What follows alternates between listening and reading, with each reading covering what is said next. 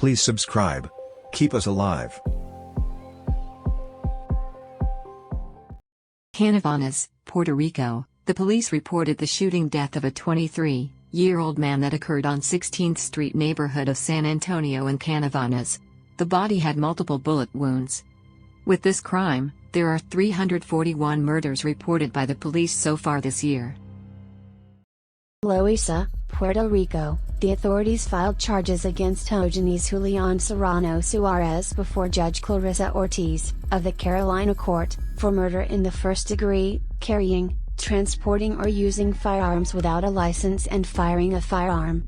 The events occurred Tuesday, in front of the community center located on Highway 187 in Loiza.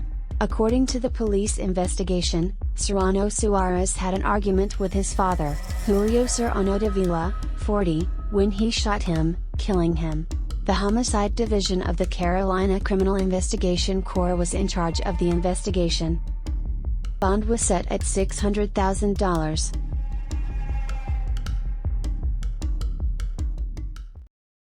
Quebradillas, Puerto Rico. The authorities Tuesday seized millions of dollars worth of cocaine in the Puente Blanco sector of the Quebradillas municipality. The work was carried out together with the Border Patrol, the Office of National Security Investigations and Municipal Police of Arecibo and Quebradillas. The police continue today, Monday, the investigation in relation to a double murder that occurred at dawn on Sunday in front of a business on De Diego Avenue, in Puerto Nuevo, which also injured a 22-year-old girl.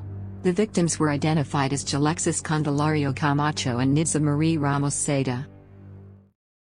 A 53-year-old man drowned yesterday, Tuesday, on Azul Beach, in Luquillo, Puerto Rico, police reported. The police reported that he was swept away by ocean currents. A group of fishermen found and recovered the body of a man who drowned after, allegedly, being swept away by ocean currents on Los Bohíos Beach. The young man was with his relatives on Los Bohíos Beach, Manuabo, Puerto Rico when he suddenly disappeared. Authorities this Monday found the body of a man floating on Hobby Beach in Isla Verde. The cause of death has not yet been determined. A man was found shot in the Barriada Obrera in Fajardo, Puerto Rico. Police said in a press release. He was found by the police and taken to the hospital, where a doctor certified his death. CrimeGrade.org gives San Juan, Puerto Rico a D grade. The D grade means the rate of crime is much higher than the average U.S. city. San Juan is in the 13th percentile for safety, meaning 87% of cities are safer and 13% of cities are more dangerous. The rate of crime in San Juan is 54.70 per 1,000 residents during a standard year. La Perla is the most dangerous place in Puerto Rico and Villafane Barrio is the safest and smallest city in Puerto Rico. The rate of crime in San Juan is 54.70 per 1,000 residents during a standard year. People who live in San Juan generally consider the south part of the city to be the safest. Your chance of being a victim of crime in San Juan may be as high as 1 in 14 in the northwest neighborhoods, or as low as 1 in 21 in the south part of the city.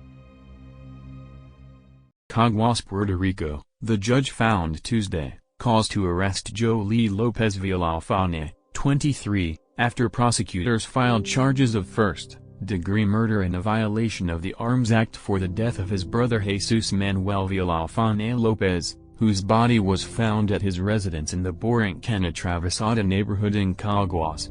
The victim had reportedly been bludgeoned with a 2-bore pipe. The Puerto Rico Department of Health defended yesterday, in court, the mandatory vaccination order that they have established for children under 12 years of age and older to return to school. As part of a lawsuit against the government filed by 126 people, mostly parents, the court heard objections to this requirement.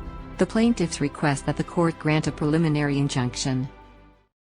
The Supreme Court of Puerto Rico this Wednesday morning denied a relief appeal filed by Luma Energy. The new Puerto Rico energy company sought to halt the legal actions of the House of Representatives for the delivery of documents on its operations. The determination implies that the court finds private company in contempt for refusing to provide information. Luma will have to deliver the documents. Since taking over the energy contract in Puerto Rico, residents have experienced recurring and persistent outages. This has caused calls for full disclosure of Luma Energy's operations and improvement of services. Judge Alfonso Martinez Piavanetti declared a preliminary and permanent injunction Friday, requesting the stoppage of compulsory vaccination against COVID-19 for students 12 years of age or older issued by the Department of Health.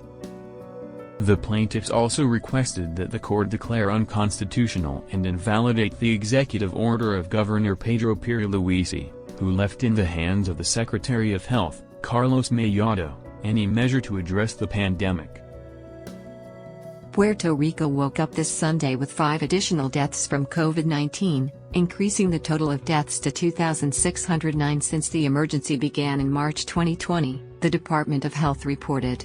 The health department also reported that there were 296 hospitalized patients, 5 fewer patients in the past 24 hours. Despite the reduction, the figure remains among the highest numbers in 5 months. Thanks for watching. Please subscribe. Help us survive.